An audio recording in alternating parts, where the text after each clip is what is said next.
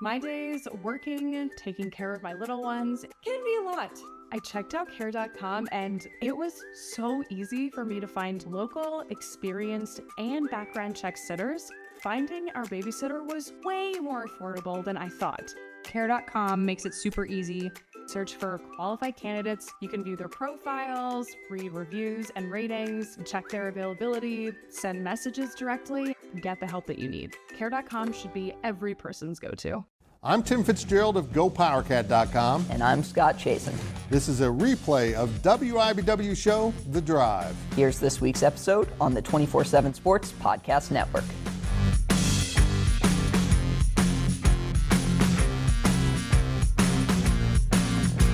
Good evening, Wildcat and JAC fans, and welcome to The Drive, sponsored by Briggs Auto Group. I am Tim Fitzgerald of GoPowerCat.com, and the man across the studio for me is Scott Chasen. Not a fun day to cover football in the state of Kansas. Yeah, I guess we've said that more often than not lately, but you know what is a fun day?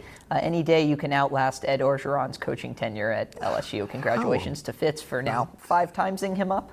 How about that? The guy with the greatest voice in sports is unemployed again. Who knew it? Mm-hmm. You can interact with us on social media at Facebook.com/The Drive Show, on Twitter at The Drive 13, and of course answer our weekly poll question and make your game predictions on our Twitter page. And remember, if you ever miss an episode of The Drive, you can listen to an audio-only version that appears each Monday morning in the form of a podcast at GoPowerCat.com. And we start things off with our 2-minute drill. And the 2-minute drill is sponsored by Vanderbilt's Your Work Boot Center. Well, Kansas State lost its 3rd straight game, falling 33-20 to Iowa State. For now, let's stay focused on that game. What went wrong against the Cyclones? Basically, everything K-State needed to go right or make go right didn't go right for the Wildcats. They even stunk in special teams to a degree. And when the first play from scrimmage is a simple handoff and you line up wrong defensively and Breece Hall does this, there's no one there. He gets through the line of scrimmage, everyone was blocked, and you're left with one guy trying to touch him. That's basically all they could do is touch his heel. That pretty much set the tone. And right there, K-State's playing from behind. They made some good plays, but they also had some times when they just made too many mistakes. Scott, this team is in big trouble. And I say that fully realizing they have opened the conference with 3 of the best teams in the conference. They knew that coming in. We all knew that. And I said if they can steal a win here, that they would be in really good shape at 4-2 heading into the second half of the season. Well, they're 3-3. They didn't steal a win. And now you start to worry about the team's confidence because Iowa State was just so much better than Kansas State, and they thought this was a game they could win. But the players saw that Iowa State's just better. And this is something that I think K-Staters need to understand at this point. Remember back when Bill Snyder was first at K-State and he started beating the likes of Missouri or Colorado or those type of teams? And everyone got mad because K-State was suddenly better than their team and they couldn't understand it, they couldn't grasp it. Well, you're doing the same thing.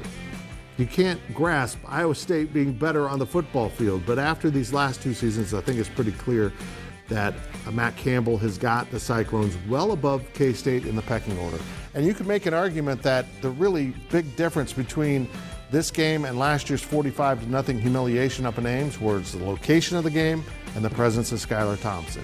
Because the rest of the game kind of felt that way, even though the score didn't reflect it. Mm-hmm. The score does not reflect how much Kansas State was dominated during key portions of this game. K-State's got to get better. We'll talk about that later in the show, but Iowa State just right now is better than K-State, and K-State has to perform at a higher level if it wants to compete with these teams. Yeah, I think Iowa State to start the year, disappointing. I think they've sort of found their level, and now you're seeing maybe the better side of what they can be. I'm curious to see how both those teams settle from here, and I know, like you mentioned, we'll talk about that in a little bit. Yep, it's very interesting because Iowa State's got a huge one this weekend also. Mm-hmm. Well, Scott, Kansas trailed Texas Tech 41-0 before scoring a couple of garbage time touchdowns. How bad was the Jayhawks' 41-14 loss? Well, really bad, Fitz. Fitz, and I think you could argue that this game was more disappointing than the Iowa State game because against Iowa State, you fell behind 28-0. It felt like you kind of ran into a buzzsaw, an angry Iowa State team that had already lost its playoff hopes, so early in the year and just wanted to show everyone, hey, we can beat the bleep out of a team like Kansas. This game was more of a kind of slow domination, just possession after possession, and you get to the fourth quarter and you start to think, not only when's the last time did Kansas get shut out, when's the last time Texas Tech shut a Big 12 team out? I can guarantee it's been a long, long time, and at least more than a decade. Look, Kansas has a ton of problems right now that are kind of creeping up, getting bigger in some ways, and in others just kind of continuing. But Jason Bean was absolutely one of them. He had several passes. You saw one there that was picked off. He had several more that could have been picked off or should have been. He had one that a Texas Tech defender batted the ball away from another Texas Tech defender who would have probably made the interception. Defensively, problems remain for Kansas. I think it's showing a lot more in that young secondary now that Kansas has serious coverage issues. Right there was a guy in Shad Dabney who, a true freshman, getting his first real game experience. He's played, but mostly in mop-up time. Doesn't stay with the receiver, gives up the touchdown. Now, Kansas did get a couple of garbage time touchdowns late, and when I say late, I mean that was the last couple minutes of the game. Jason Bean was not the quarterback making those throws. That was Miles Kendrick in both instances. A nice throw to L.J. Arnold there. Look, I don't know if Kansas knows its identity right now. I think that's a big issue. I don't know how much Kansas trusts Jason Bean right now. That's a big issue. We'll talk about that in a little bit. I think the best thing going for Kansas right now is a running game that's shown improvement. And certainly that's somewhere you can hang your hat when that's what Lance Leipold wants to do. But I see a team that's really far off from competing right now, Fitz. And I think this was troubling. This is the second worst team in the Big 12, probably.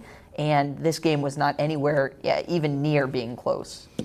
I'm glad you said that, but K-State goes to Lubbock this weekend, so we'll put a pause on that rating of the ninth best team in the conference. Fair. Yep, indeed. Oklahoma State remained undefeated with a 32-24 comeback win at Texas. Texas, you got to play the second half also as part of the game. Scott, is it time to start taking these Cowboys seriously? Well, Fitz, I don't know, and I'd love to get your thoughts on this too. Maybe it is, maybe it isn't. We might disagree. What this game more told me is that I'm not taking Texas seriously anymore. I think Texas's offense is awesome. Bijan Robinson, they can throw the ball. But look, Texas's offense can keep you in games against high-powered opponents. What about that defense that just never comes up with the big stops that it, needs to come up with time and time again? You can go back to that Oklahoma game. In this one, they gave up 16 points in the fourth quarter, a couple touchdowns, a field goal, and Oklahoma State was in a position to be going for two. So that's why the score kind of looked a little bit different there. But Oklahoma State, their run game has been better than I thought it would be. Oklahoma State defensively has been solid. So this is not a typical Mike Gundy Oklahoma State team, and I guess it's kind of been that way for a couple years now, just based off the personnel they've had. I think Oklahoma State right now is clearly the third best team in the Big 12. But I don't see this Oklahoma State team being better than Iowa State right now, and I don't see this Oklahoma State team being better than Oklahoma with what we've seen out of Caleb Williams, their backup quarterback who came in and was tremendous. So I take Oklahoma State more seriously than I did. I'm still not totally buying them as one of the two best teams in the Big 12. Oklahoma State is the Rocky of Big 12 football. You hit them, and they just don't go down. They don't go away. Mike Gundy just managed that football game to the point where his team could come back. It was remarkable to see. Once the door opened and Oklahoma State charged through it, Texas just stopped. In fact, they literally gave up that touchdown on purpose at the end of the game to get the ball back, which is a sign of pure desperation from a program that shouldn't be in that position. Oklahoma State's pretty good. I am really intrigued by this weekend's Iowa State-Oklahoma State game because that's going to say a lot about the Cowboys. They don't win pretty, but the name of the game is winning, and they get it done. I've seen some pretty good teams just barely get by in some games, and they end up being pretty good teams, even though they don't have an explosive offense. Now, a quick look at your poll question results. The poll questions are brought to you by Midland Exteriors. Love the home you live in. Call today for a free estimate. Well, last week's question was, facing a quarterback controversy, is Oklahoma a legitimate college football playoff contender? Only 33% of people saying yes, 67% saying no. But Fitz, I think if we ask that question again with what Caleb Williams did this week, my guess is yes would be a lot higher. Certainly it is for me. I almost wish we were asking the exact same question again. Here's this week's question. K-State's next 3 games are at Texas Tech, TCU in Manhattan, and at Kansas. So 2 more road games in the next 3, but predict those Wildcats records over the next 3 weeks. 3-0, 2-1, 1-2, 0-3. Those are the only possible choices. Make sure you vote on our Twitter page at The Drive 13. No ties included this time. No ties included. Well, that will do it for this half of the 2-minute drill, but we will be right back with more on KU and K-State on The Drive.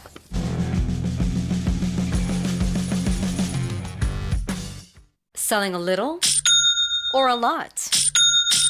Shopify helps you do your thing, however you cha-ching. Shopify is the global commerce platform that helps you sell at every stage of your business. From the launch your online shop stage, to the first real-life store stage, all the way to the did we just hit 1 million orders stage. Shopify's here to help you grow. Whether you're selling scented soap or offering outdoor outfits, Shopify helps you sell everywhere. From their all-in-one e-commerce platform to their in-person POS system, wherever and whatever you're selling, Shopify's got you covered. Shopify helps you turn browsers into buyers with the internet's best converting checkout, 15% better on average compared to other leading commerce platforms. And sell more with less effort thanks to Shopify Magic, your AI-powered all-star. Shopify powers 10% of all e-commerce in the US. And Shopify is the global force behind Allbirds, Rothy's, and Brooklinen, and millions of other entrepreneurs of every size across 175 countries. Plus, Shopify's award-winning 24/7 help is there to support your success every step of the way. Because businesses that grow, grow with Shopify. Sign up for a $1 per month trial period at shopify.com/Odyssey Podcast, all lowercase. Go to shopify.com/Odyssey Podcast now to grow your business, no matter what stage you're in. Shopify.com/Odyssey Podcast.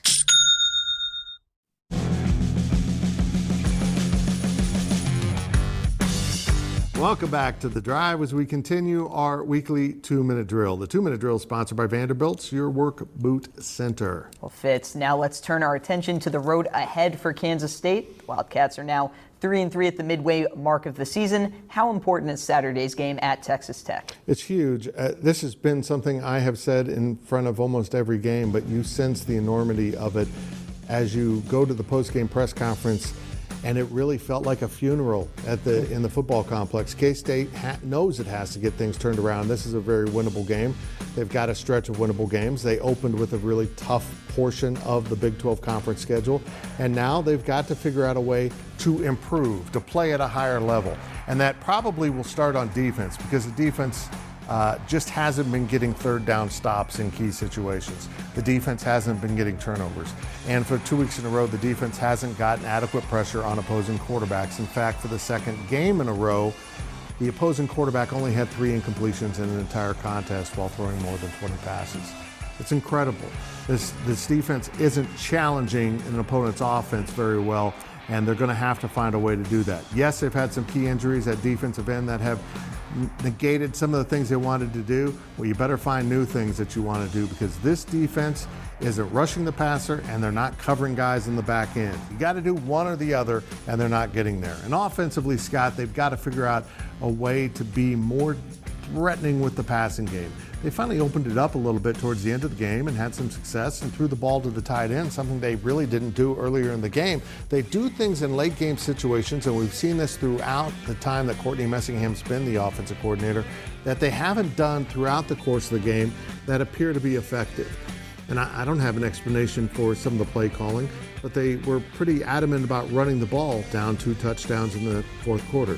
They were pretty adamant about not going too fast when they should be going fast with a hurry-up offense late in the fourth quarter when they're trying to make up points.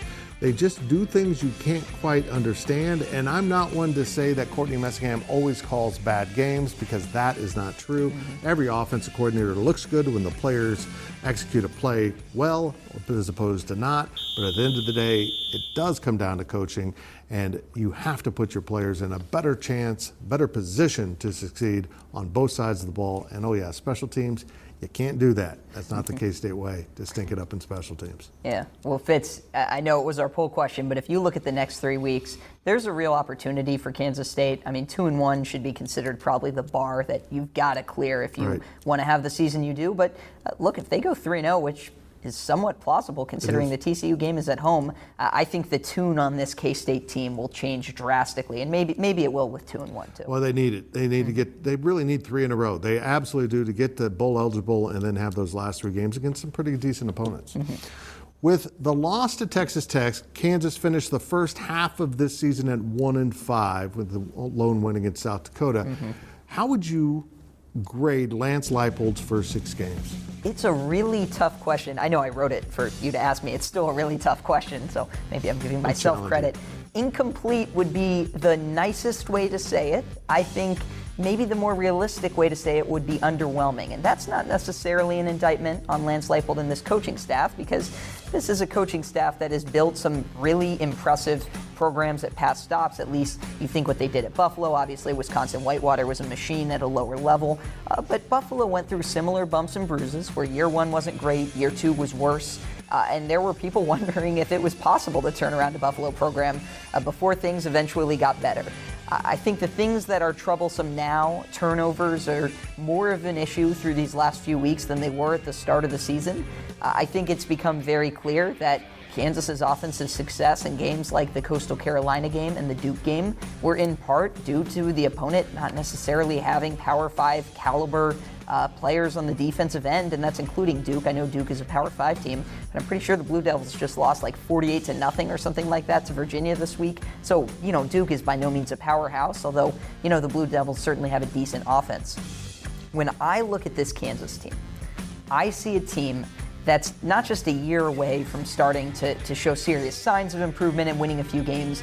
I see a Kansas team that's missing players at a lot of key spots. And I think part of that, you can go back to the transfer portal and say, well, they lost a couple of defensive linemen to the SEC, and they lost their top 2 cornerbacks, and they lost their top 2 receivers. I think that's valid. I don't want to pretend like it's not. But I think it's kind of a bigger issue than that, where you did fix the roster numbers, you did fix the scholarship numbers if you're Les Miles, and that's great. But now you've got to balance this roster in experience. It's really young.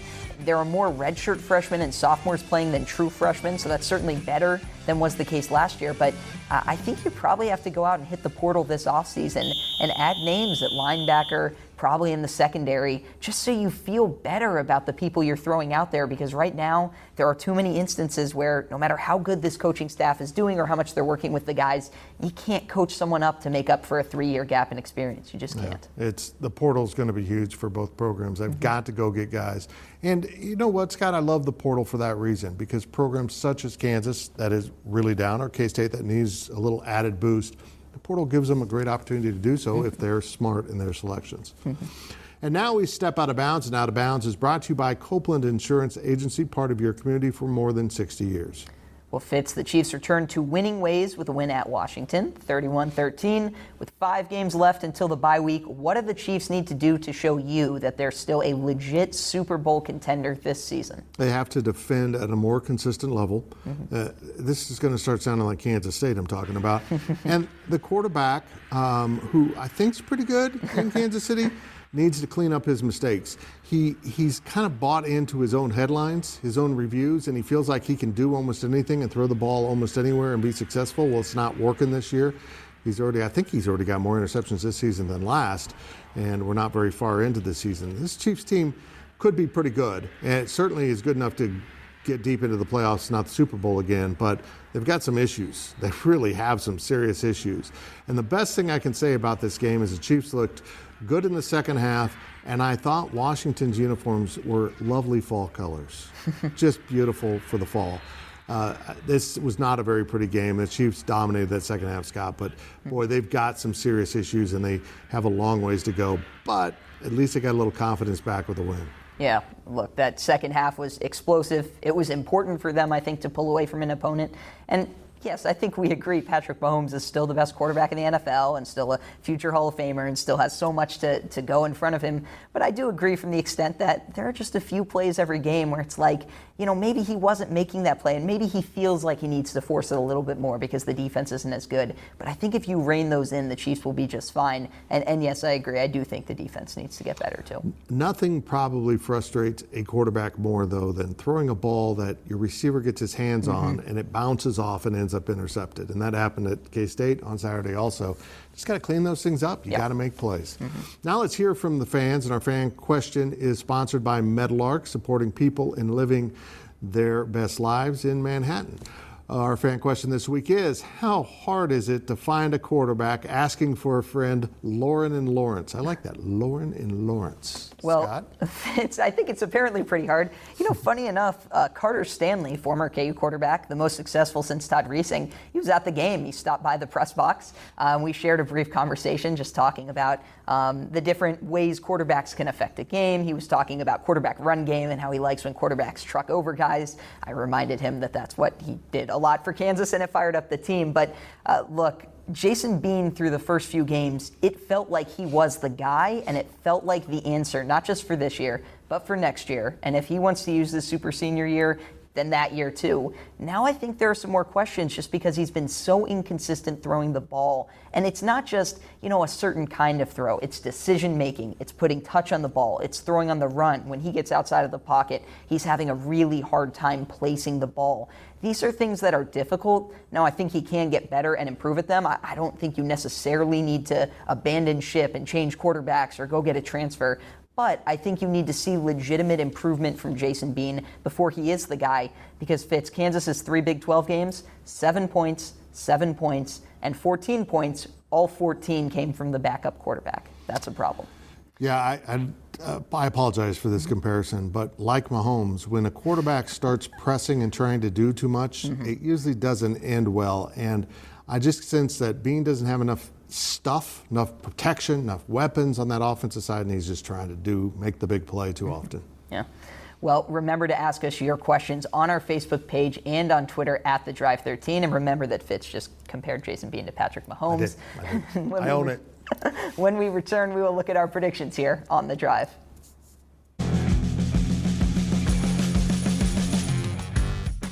Selling a little or a lot? Shopify helps you do your thing, however you cha-ching. Shopify is the global commerce platform that helps you sell at every stage of your business. From the launch your online shop stage, to the first real-life store stage, all the way to the did we just hit 1 million orders stage. Shopify's here to help you grow. Whether you're selling scented soap or offering outdoor outfits, Shopify helps you sell everywhere. From their all-in-one e-commerce platform to their in-person POS system, wherever and whatever you're selling, Shopify's got you covered. Shopify helps you turn browsers into buyers with the internet's best converting checkout. 15% better on average compared to other leading commerce platforms. And sell more with less effort thanks to Shopify Magic, your AI-powered all-star. Shopify powers 10% of all e-commerce in the US. And Shopify is the global force behind Allbirds, Rothy's, and Brooklinen, and millions of other entrepreneurs of every size across 175 countries. Plus, Shopify's award-winning 24/7 help is there to support your success every step of the way. Because businesses that grow with Shopify. Sign up for a $1 per month trial period at shopify.com/Odyssey Podcast, all lowercase. Go to shopify.com/Odyssey Podcast now to grow your business, no matter what stage you're in. Shopify.com/Odyssey Podcast.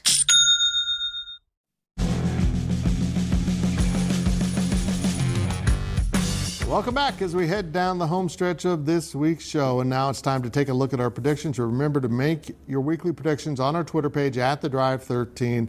Let's look at last week's results. The viewers went 2-1.